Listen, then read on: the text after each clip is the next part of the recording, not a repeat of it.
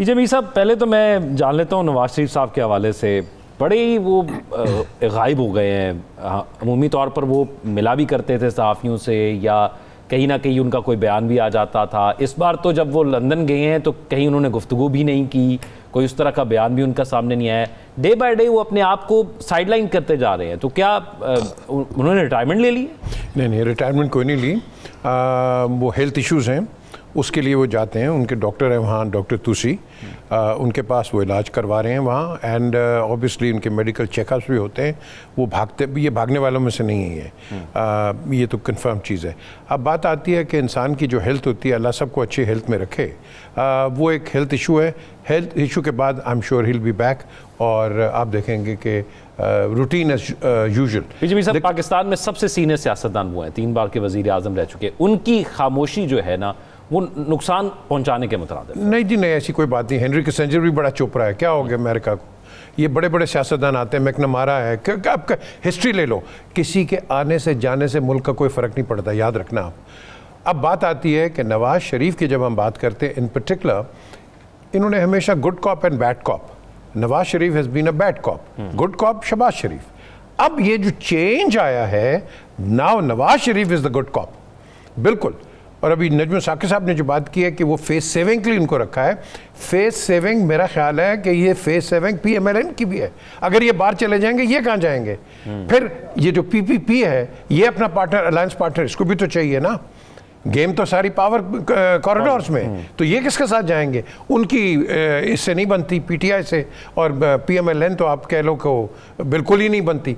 सो इस चीज़ को अवॉइड करने के लिए आई थिंक कि ये जो थ्रेट आई है बिलावल की वजह से, आई डोंट थिंक इसको सीरियसली लेना चाहिए, but it can be taken seriously, क्योंकि बिलावल, डोंट फॉरगेट, ये जो बात कर रहे हैं अपने कॉन्स्टिट्यूएंट्स की बात कर रहे हैं, अपने हारियों की, अपने किसानों की इधर बात कर रहे हैं कि देखो आपका पानी जो है ये खा रहे हैं।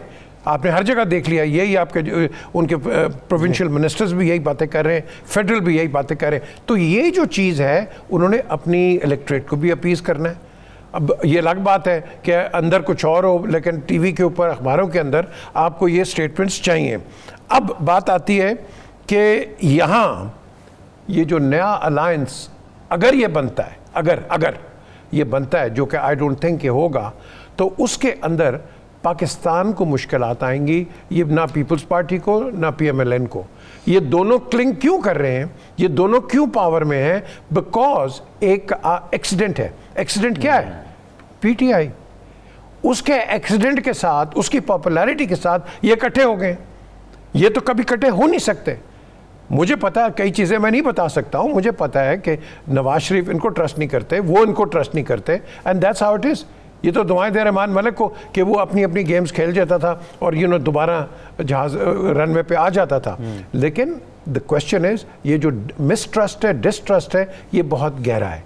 और इसके अंदर मेरा ख्याल है, जो पहले प्री पार्टीशन भी आप कह लो कि नहरों पे बड़ा शोर हो गया था, नहीं बनेगी, अगलों ने लोअर चनाब बना दी, लोअर उसका दूसरी लोअर दीर जो कनाल है, और अपर बारी दुआब वो भी बना दिया। तो अब आपका क्या हाल है? ये नहीं बनाएंगे? ये बिल्कुल बनाएंगे। बात अब आती है जहाँ नेगोशिएशंस होंगी कि ये जो आप 85% पानी जो बिल्कुल Sindh can't use because it's dirty water, it can't drink, और 35% जो है समुंदर के अंदर ये फेंक रहे हैं, जो कि MAF है। ये करके इसको आप क्यों नहीं रिजर्वायर बनाते भाई? रिजर्वायर बना लो। यहाँ डैम पे तो बड़ा वो सेंसिटिव इशू बन जाता है। रिजर्वायर बनाओ, वाटर लेवल ऊंचा होगा, और बुरे दिनों के अंदर ये सिंध के अंदर बनाओगे, सिंध के जो किसान यूज़ करेंगे, इधर बनाओगे, इधर करेंगे। चिनाब का पानी ये इस तरह छोड़ते हैं जिस तरह पीछे से कुछ सुनामी आया, और आपके यहाँ विलेजेस जो हैं उड़ जाते हैं। अभी तक ये 2 गवर्नमेंट्स आई हैं PMLN की, अभी तक कोई रिजर्वायर बना ही नहीं है। यार इतनी स्लो थिंकिंग। और भाई पंजाब के अंदर तो कर लो, सिंध के साथ तो आपकी अपनी लड़ाई हो रही है, पंजाब के अंदर तो रिजर्वायर्स बना लो। पानी तो आप रोक नहीं सकते, उसकी भी एक लिमिट है, और वो लिमिट करके पानी छोड़ दिया आपने। So you saving water. आप डॉक्टर सलमान शाह को कभी लेके आए, वो आपको बताएंगे कि हमने कितना पानी ज़ाया किया है। हम पूरे कैलिफोर्निया को ज़ेर-ए-आब ला सकते थे, जितना ये जो पिछले 2 फ्लड्स आए, but we don't do anything. अच्छा, ये अब ये coming back to that thing Nawaz Sharif साहब वाली, कि वो इस निज़ाम से नाराज़ हैं, इसलिए वो एक्टिवली वफाक के साथ नज़र नहीं आते। वो हमें स्टार्ट में पंजाब में नज़र आए जहाँ पर उनकी बेटी की हुकूमत है। तो क्या इसी तरह जब तक ये हुकूमत है, अगले इलेक्शन नहीं होते, वो इसी तरह खामोशी के साथ रहेंगे, या कहीं ना कहीं हमें एक्टिवली पार्टिसिपेट करते नजर आएंगे? देखें, एक चीज़ और, क्योंकि उन्होंने कहा कि बलूचिस्तान के हवाले से उन्होंने कहा नवाज शरीफ साहब बात करेंगे, फिर ये केनाल्स वाले मामले पे उनकी खबर आ जाती है, वो बात करेंगे। खबर आ जाती है लेकिन हमें वो उस तरह नज़र नहीं आते। तो क्या इसी तरह खामोशी रहेगी? ये खामोशी जो है, ये हमें लगती है खामोशी कहीं नहीं है, काम नीचे से हो रहा है, यानी सारी फैसले वही कर रहे हैं। देखें, शहबाज मेरा बहुत पुराना दोस्त है, he is nobody without Nawaz Sharif, let me tell you very clearly. और ये जो बात है इस वक्त हम कर रहे हैं, Nawaz Sharif is PMLN, simple is that. आप इस चीज को एक्सेप्ट करें। बाकी आप समझते हैं कोई जो आम डिसीजंस होते हैं, yes the prime minister, the current prime minister will take. यानी आप समझते हैं 26वें यानी तरमीम का फैसला नवाज शरीफ की मंजूरी से हुआ, पीका का फैसला नवाज शरीफ की मंजूरी से हुआ, ये सब कुछ नवाज शरीफ की मंजूरी के बाद ही होता रहा। उसके अलावा आप मुझे बता दें, इनकी हिम्मत है करने की? आप देख लें कितना आपको वो मिला है, इसका फॉल बैक कितना मिला है। देखो, मैं बड़ी सिंपल सी बात करता हूँ कि यहाँ नवाज शरीफ की जो सिचुएशन है, आपने कहा कि डिसअपॉइंटेड, इनके आने के मेरे ख्याल 2 हफ्ते पहले I was with him in London, तो वहाँ ये मरियम भी थी, अनुशा रहमान भी थे, तो बातें हो रही, तो ही वॉज कॉन्फिडेंट कि that he will be the next prime minister, so was I कि इनको बनाएंगे। लेकिन जब वो पाकिस्तान आते हैं, आई डोंट नो हैंड हुआ है क्या हुआ है, but Nawaz Sharif was totally out. So naturally अगर आपने जो सवाल किया है रिजेंटमेंट का या डिसअपॉइंटमेंट का या नाराज़गी का, तो बिल्कुल वो तो फिर उनके लिए जायज़ है ना जी, बिल्कुल जायज़ है। यानी आपको लगता है कि जो कहा जाता है कि उनके साथ जो कमिटमेंट की गई थी वो नहीं पूरी? बिल्कुल सही कह रहे हैं आप, बिल्कुल सही कहा आपने। ये जो कमिटमेंट, क्योंकि उस वक्त मैं बड़ा कॉन्फिडेंट था और मैंने इनको कहा था, मैं कि यार, ये एग्जैक्ट वर्ड्स है मेरे, मैंने कहा जी ये ਤੁਹਾਡਾ फाइनल कर्टन है, ਇਹਦੇ ਬਾਅਦ ਤੁਹਾਨੂੰ ਚਾਂਸ नहीं मिलना। मैं कहा जी ਹੁਣ ਤੁਸੀਂ आके काम करना है और ਤੁਸੀਂ पाकिस्तान ਨੂੰ ਅੱਗੇ ਲੈ ਕੇ ਜਾਣਾ है। ठीक। आई टोल्ड हिम, ये Maryam was sitting there and you know all of them, but the thing is, देखो हमारे ये जितने भी लीडर्स हैं ना, इनकी प्रॉब्लम पता क्या है, इनके इर्द गिर्द जो डोइयाँ और चमचे जो है ना, ये इनको मरवाती हैं। मैं आपको सीधी बड़ी शॉर्ट सिंपल, और नहीं मशवरा नहीं, वो आएंगे बैठेंगे, मियाँ साहब बड़ी ज़बरदस्त शलवार क्यों पाई है, मियाँ साहब एक खुशामद करके ना, तो उसके बाद कान में आएंगे, मियाँ साहब वो मेरा काम में है। तो मैंने कहा इनको कई दफ़ा, मैं कहा जी ये जो चमचे होंगे ना, ना रखा करो नाल, खुदा की कसम। द थिंग इज़, ये हर एक के साथ होता है। जाकर ज़र मुबादला कमाते हैं, अपनी फैमिली के लिए, मुल्क के लिए पाकिस्तान भेजते हैं, उनके कुछ क्या मसाइल हैं और पाकिस्तानी मईशत को किस तरह वो सपोर्ट करते हैं? क्योंकि बाहर जाकर कमाना तो इतना आसान नहीं होता, बहुत सी कुर्बानियाँ देनी पड़ती हैं, वहाँ पर जाकर आप मेहनत करते हैं और वो मेहनत करके आप पाकिस्तान पैसा भेज रहे होते हैं।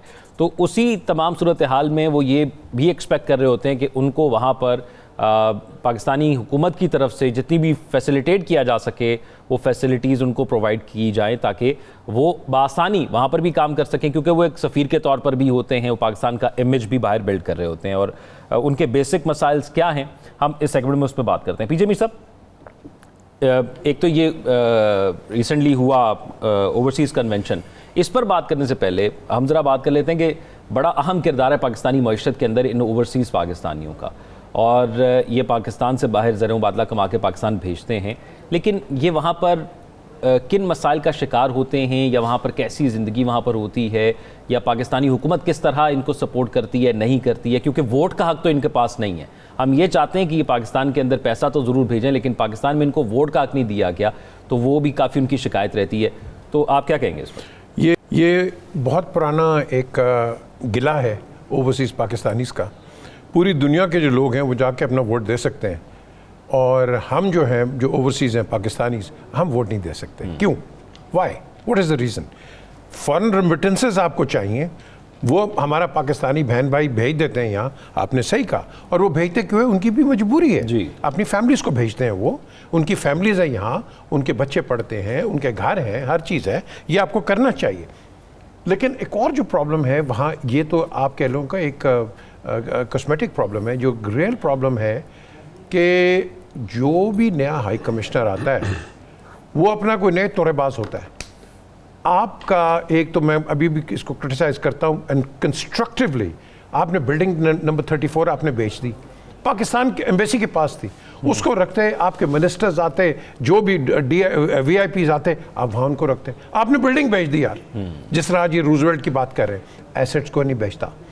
अब बात आती है कि हम ये जो हरकतें करते हैं, आज आप वीज़ा लेने जाएं या passport I think it is back now, visa लेने जाएं ईस्ट लंदन में, ओ यार खुदा के लिए आप ईस्ट लंदन में क्यों, आपकी एम्बेसी यहाँ है, आपने आउटसोर्स क्यों किया है?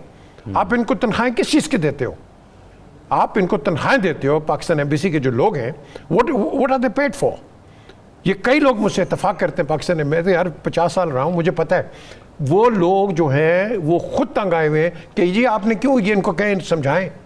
मैंने वाजिद शमसुल हसन को कई दफ़ा बताया, अकबर सहमद को बताया, हमारे का हाई कमिश्नर थे, कई, और रियाज समी को बताया, कई थे। द थिंग इज़, बातें लिप सर्विस हो जाती हैं, अवाम जो है वो मार खाती है। अब इसका सलूशन क्या है? इसका सलूशन एक ही है कि आपने ओवरसीज़ पाकिस्तानी को अहमियत दें। अब ये कई लोग जो आए हैं यहाँ, overseas Pakistanis, half of them I don't even know कि व्हाट कैपेसिटी डू दे सर्व। उनमें से चंद हैं who I know actually represent the community, बाकी तो कोई भी उठ के आ जाता है जिसके पास टिकट है overseas Pakistani.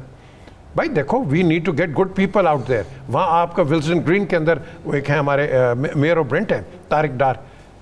Gate advice from this people, whether it is Bradford, Leeds और ग्लासगो, एनीवेयर, आप उनसे पूछें कि भाई कौन से अच्छे लोग हैं जो कि पाकिस्तान में जाएं और ओवरसीज़ पाकिस्तानीज़ का केस प्रेजेंट करें। यहाँ आए, खाने खा लिए, चाय पी ली, that is not the thing. हमें कॉन्क्रीट चाहिए रिज़ल्ट। और एक चीज़ मैं यहाँ शहबाज शरीफ को कंग्रेचुलेट करूँगा, उन्होंने ओवरसीज़ कोर्ट्स बनाए कि इनको ओवरसीज़ जो हमारे पाकिस्तानीज़ हैं इनको स्पीडी जस्टिस मिले। Very well done. ये बड़ा मसला है, ये नहीं जी, बहुत है। वहाँ से आते हैं, मेरे पास कई लोग आए हैं, यहाँ उनके कब्जे हो गए हैं, उनकी ज़मीनें चली गई, वो बेचारे मर गए हैं, उनकी बेटियां लड़ रही हैं cases. So who's going to fight for them? No one. So I think this is a good start, but at the same time हमें जो overseas आते हैं, we have to give them protection. जिस तरह आप बाकी नहीं आते हमारे foreigners, आप इनको भी वो protection दो। By the time they land at Islamabad airport, दीने तक पहुंचते नहीं है तो लुट जाते हैं। मैं वो बता रहा हूँ कि जो हकीकत है वो लुट जाते हैं।